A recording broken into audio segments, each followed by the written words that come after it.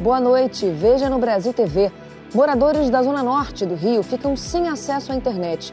Traficantes cortam o sinal das operadoras e os técnicos não conseguem consertar. A seca do Rio Acre facilita o trabalho de limpeza do leito. Em 2 dias, mais de 600 pneus são retirados de um trecho pequeno. Em Brasília, o fogo que destrói o cerrado também afeta a produção rural. A recuperação do solo é lenta e pode levar anos. E ainda, a tragédia no Morro da Conceição, no Recife, completa 1 mês. Segunda-feira, dia 30 de setembro, agora no Brasil TV.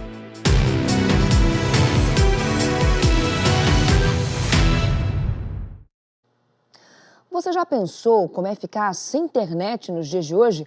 Ainda mais quando o problema é provocado por bandidos. Isso está acontecendo com moradores de vários bairros da Zona Norte do Rio. Traficantes cortam o sinal de internet e impedem o trabalho das operadoras de telefonia para impor a contratação de outras empresas. Em vários bairros da cidade, o relato é o mesmo. Cabos cortados, ameaças constantes aos técnicos das operadoras e a única internet disponível é a controlada por criminosos. Eles ameaçavam os operadores que tentavam entrar para resolver o problema. E acabava colocando em risco, a vida dessas pessoas que vêm apenas para trabalhar e não conseguem trabalhar, porque nós que precisamos não conseguimos ter acesso, eles que precisam trabalhar não conseguem entrar na região. O problema vem sendo denunciado principalmente por moradores da Zona Norte. Em Guadalupe, Vila Cosmos, Meier, Bras de Pina, Ilha do Governador e Cordovil. Todo mundo refém do crime organizado. Eles não precisam nem morar em comunidade. Só que eles vão numa central e desligam. Então aí quando o técnico vai fazer o reparo, eles ameaçam o técnico. O sentimento é de impotência. Eles reclamam que a escolha de qual serviço usar desapareceu.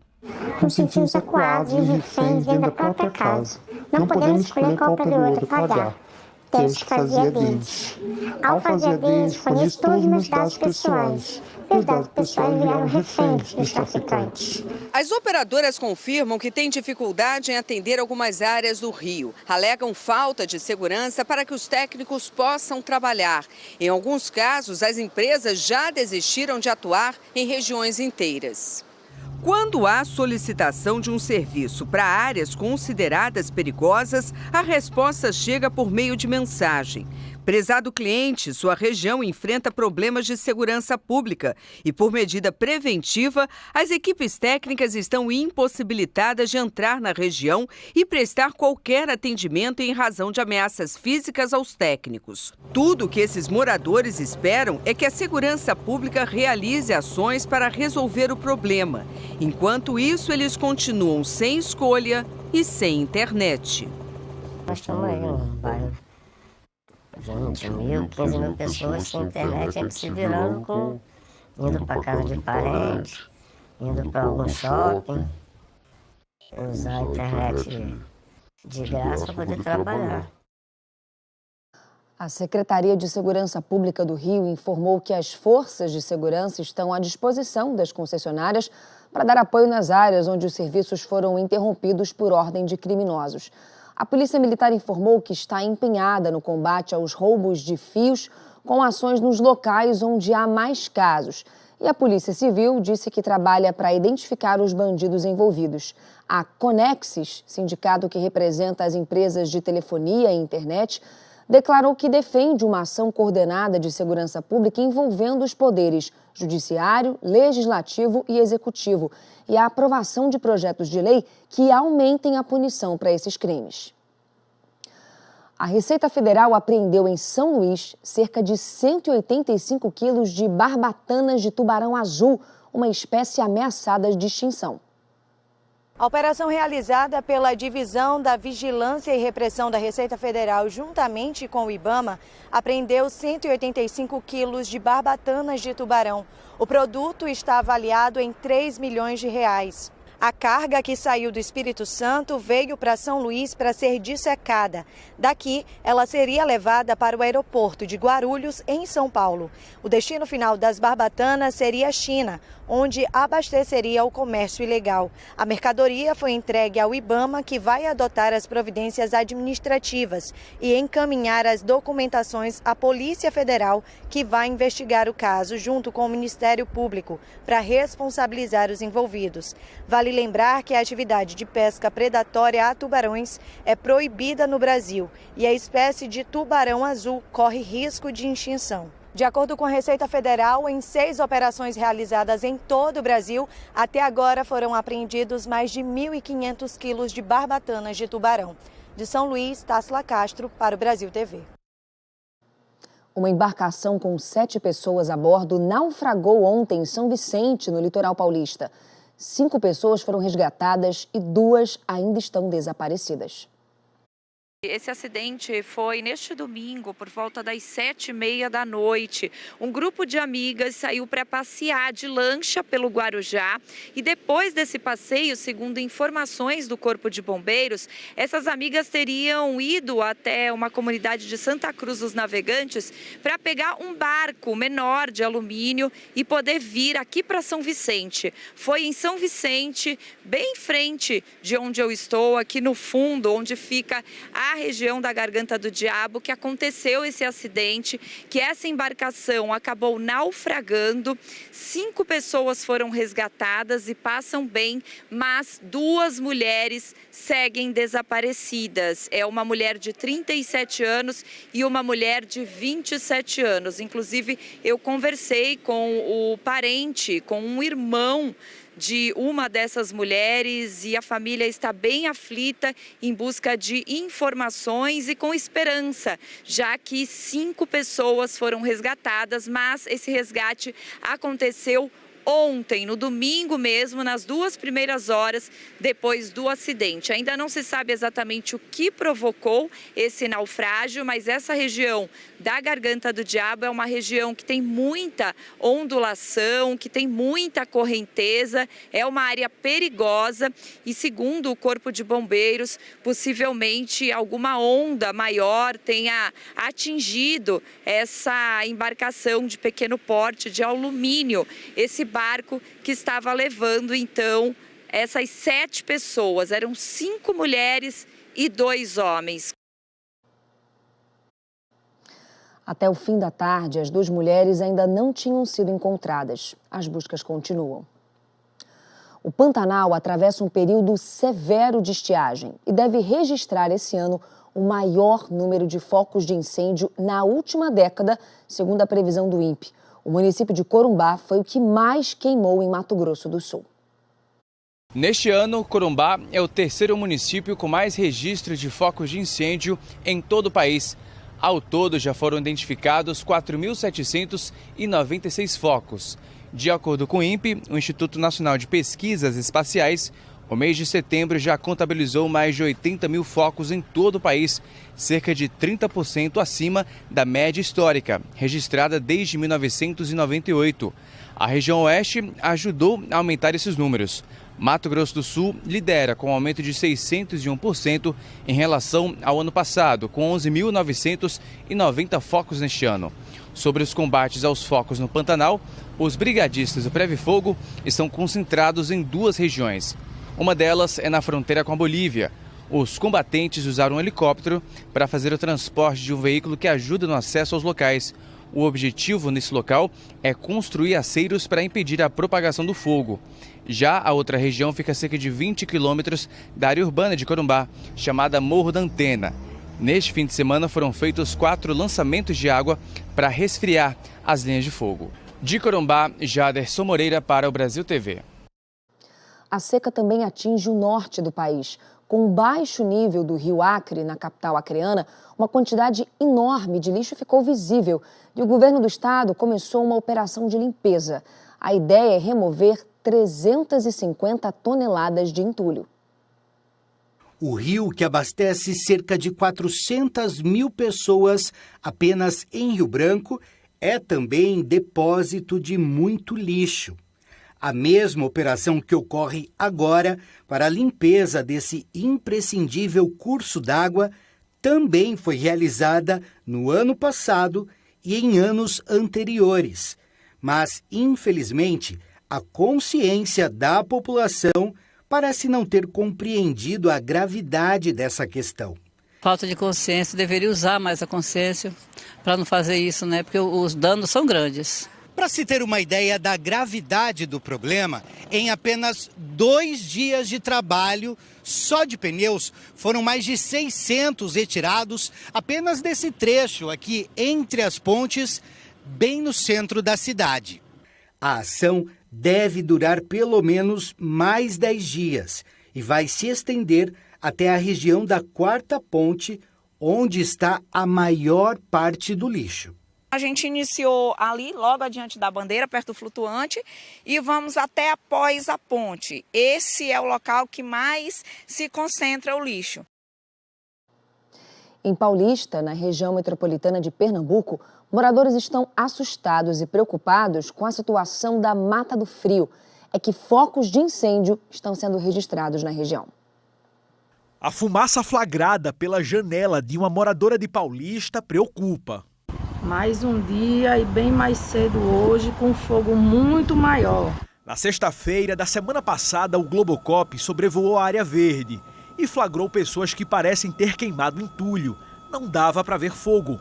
Focos como este são acompanhados pelo Corpo de Bombeiros. De outubro a dezembro, estatisticamente é onde se concentram as maiores quantidades de ocorrências de incêndio em vegetação. Então, para isso, a população tem que ter cuidado e tem que, se precisar, ligar logo 193 para que esse incêndio não se descontrole e possamos atuar rapidamente. O Parque Municipal da Mata do Frio tem cerca de 40 hectares de Mata Atlântica. Essa área toda um dia já pertenceu a uma família que, no passado, doou a propriedade ao município de Paulista. Aí, desde 2015, virou uma área de preservação ambiental por meio de um decreto da prefeitura que administra o parque. Mas do alto do prédio dá para ver várias construções de alvenaria. Aqui, os postes de iluminação pública foram colocados em uma estrada no meio da mata.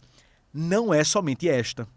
Dentro da mata, entre as árvores, nós encontramos muitos caminhos abertos, como este aqui, alguns mais estreitos, outros mais largos, e eles são longos, seguem mata adentro. O que também chama a atenção por aqui são as cercas de arame farpado, parecidas com esta. São muitas em vários pontos da mata. Isso deixa claro que aqui existe uma demarcação de terra, o que não pode existir dentro de uma área de preservação. Um dos caminhos leva à construção desta casa, onde as paredes já começaram a ser levantadas. Esses tijolos ainda devem ser usados na obra. Tem água encanada e luz elétrica. O terreno está cercado e protegido com um cadeado na porteira.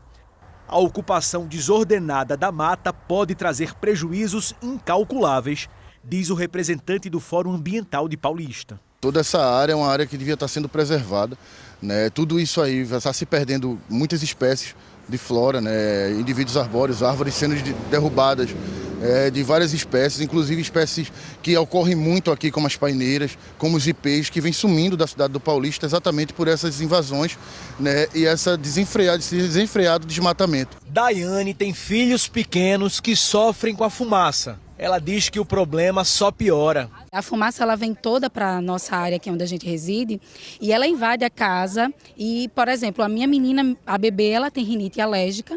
Não só ela, mas eu tenho mais 2 filhas que também apresentam a mesma coisa. Então, assim, a gente tem que precisar fechar as janelas, tirar essa liberdade da gente para poder ficar bem em casa. Enquanto isso, Darisa vê com preocupação a mata mudando a cada dia. Hoje a gente vê a mata muito aberta, antes era uma mata fechada, muito bonita. E diariamente são queimadas absurdas dentro da mata. Vários clarões a gente já vê, fumaça o dia todo. Tudo isso vem prejudicando muito, não só a gente, mas o meio ambiente como um todo. E um incêndio atinge desde sábado uma área da Estação Ecológica Jataí, no estado de São Paulo. Segundo a Defesa Civil do Estado, 5 aviões e 2 helicópteros foram mobilizados hoje para ajudar no controle das chamas. A Reserva Ecológica Jataí é a maior reserva de cerrado do estado de São Paulo, tem 11 mil metros quadrados, é um local bastante extenso e, por isso, a dificuldade de muitas equipes de acessarem esses locais por terra. O fogo começou no sábado de manhã, muitas equipes mobilizadas, polícia ambiental, defesa civil, bombeiros, brigadistas também trabalham no local para evitar que esse fogo se alastre com a ajuda dos ventos para outros locais. Estamos falando de uma reserva com uma grande biodiversidade, então é muito importante que esse trabalho seja feito quanto antes. É uma corrida contra o tempo para tentar conter este incêndio que pode, claro, atingir quase que toda a reserva e matar muitos animais também. Além dos aviões despejarem água, acabam jogando também um produto vermelho contra o fogo. Então é uma ação muito importante, uma ação minuciosa que tem que ser feita com cuidado, claro, para tentar conter esses focos. Estamos falando de uma reserva também que já tem um histórico de incêndios. O último foi em 2021. A gente tem a informação de que, à época, a pessoa confessou que colocou fogo na reserva e a Polícia Ambiental aplicou uma multa de 120 milhões de reais. Em 2020 também teve outro grande incêndio, destruiu quase 5 mil hectares, muitos animais foram mortos, então uma realidade muito triste e a gente torce, claro, para que as equipes consigam fazer esse trabalho o quanto antes e que a gente consiga, claro, ver mais verde e que a gente não presencie tanta destruição como a gente está vendo agora. Eu volto para o estúdio, Bruna Romão, para o Brasil TV. As queimadas que atingem o Distrito Federal e outras partes do país deixam rastros de destruição.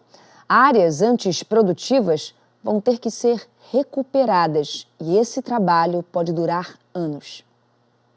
É com um profundo pesar, com uma dor no coração tão grande, tão indescritível, que a gente vê a nossa terra pegando fogo. O desabafo é da dona Fátima, uma agricultora que viu sua produção em Planaltina virar cinzas pela segunda vez em apenas 2 anos. Do alto dá para ver o rastro deixado pelo fogo. As chamas queimaram a palhada do terreno vizinho, passaram por esta área de vereda até atingir a plantação. 30% da horta foi destruída, 5 hectares de agrofloresta foram consumidos pelo fogo. Aqui cresciam juntas árvores nativas, frutíferas e hortaliças, tudo orgânico. As bananeiras já estavam com os frutos no ponto de colheita. 500 eucaliptos ficaram esturricados, alguns desabaram. Neste terreno estavam 1000 pés de café cultivados há 1 ano e meio em processo de crescimento. Um investimento de R$15 mil entre mudas e irrigação. Mas em poucos instantes toda a plantação foi consumida pelas chamas. Isso aqui foi o que restou de um pé de café. A chácara ficou sem água e sem luz. Os canos para irrigação derreteram. Esse primeiro momento, na primeira semana, só em parte hidráulica, né, para ser refeito. Isso aqui é uma pequena parte, por toda a chácara tem pequenos montes desses, né? E energia elétrica, na primeira semana nós gastamos 40 mil. A dona Fátima não tem seguro rural, nunca conseguiu acesso, assim como seu hobby. Na chácara dele, a única proteção vinha dos aceiros, mas nada adiantou. A propriedade fica num assentamento da reforma agrária, também em Planaltina. Aqui vivem 170 famílias. Só no mês de setembro, 10 focos de incêndio atingiram 59 propriedades dentro do assentamento. Todas tiravam o sustento do campo. Seu hobby perdeu a agrofloresta, 5 mil mudas nativas do cerrado, mais de 100 árvores frutíferas e a maior parte da horta. Dos 13 hectares cultivados, só restaram estes 48 canteiros verdinhos. Realmente, assim, deu vontade de jogar tudo para cima e ir embora. Porque é um trabalho de 22 anos, né? E dentro de 1 hora você vê que o fogo consumiu tudo, queimou tudo. Aqui ficava o galpão onde seu hobby guardava as ferramentas de trabalho. O fogo foi tão intenso que destruiu praticamente tudo. Isso aqui foi o que sobrou de uma bomba de irrigação, uma roçadeira, sem falar no estoque de sementes que seria usado no próximo plantio. E agora foi todo queimado. O prejuízo material já chega a R$150 mil, mas o ambiental ainda é cedo para saber. Carlos Bansi, agrônomo da Emater, fez estudos com análises de solo para dimensionar o desgaste da terra com as queimadas. A temperatura alta do fogo provoca perda de nutrientes, perda de minerais, né? eu diria, nitrogênio perde 100%, o enxofre perde 100%, potássio há uma perda, fósforo e a principal perda é da matéria orgânica. Os micronutrientes, os organismos que sobrevivem no solo, na sua camada superficial, se esteriliza. E isso é uma tragédia do ponto de vista ambiental, do ponto de vista das colheitas, das lavouras que ali estão implantadas. A recuperação custa caro, em torno de R$ 3.000 por hectare, só de cuidados com a terra antes do plantio. Leva tempo, de 3 a 4 anos, mas o agrônomo aponta algumas medidas que podem ser adotadas para tentar diminuir esse prazo. Se possível, imediatamente aplicar algum esterco, aplicar, por exemplo, fonte de enxofre, a gente tem o gesso, né? Se possível, plantar imediatamente um milheto, alguma vegetação que venha a cobrir esse solo normalmente, para que depois ele venha a fazer os plantios. A seguir, 5 meses depois das enchentes que destruíram o Rio Grande do Sul, o Hospital de Canoas reabriu hoje. É daqui a pouquinho.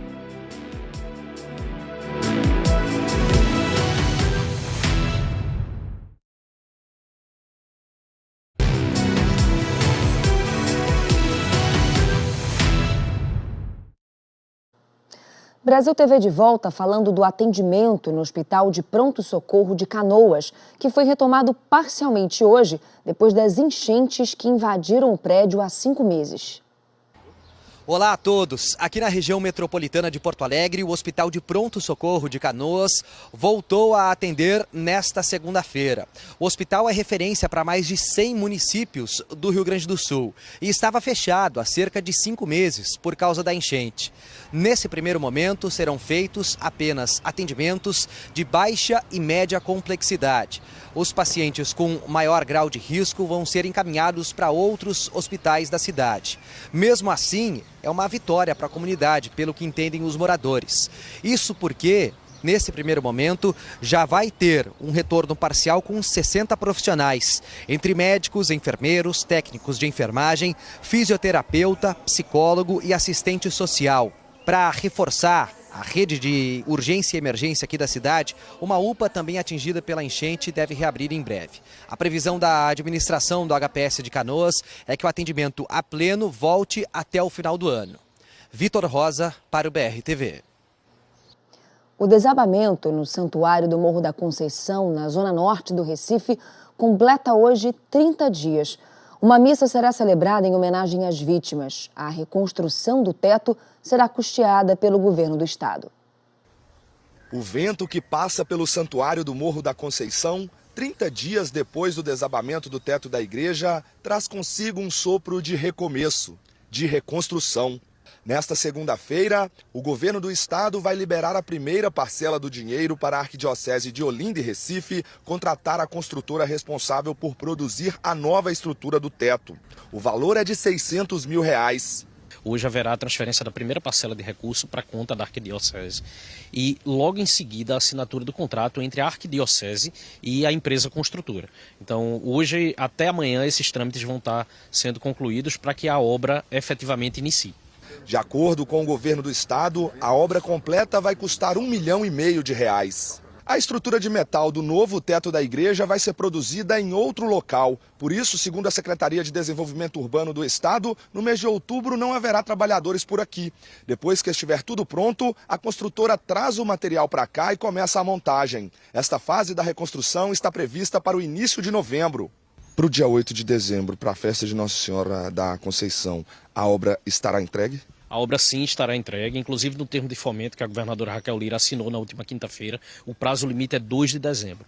Então até 2 de dezembro a gente vai entregar esse equipamento tão importante para a população de Pernambuco. O teto do Morro da Conceição desabou no dia 30 de agosto, enquanto acontecia uma distribuição de cestas básicas para a comunidade do entorno do santuário. Havia entre 60 e 70 pessoas no local quando o acidente aconteceu. 25 pessoas ficaram feridas e 2 pessoas morreram.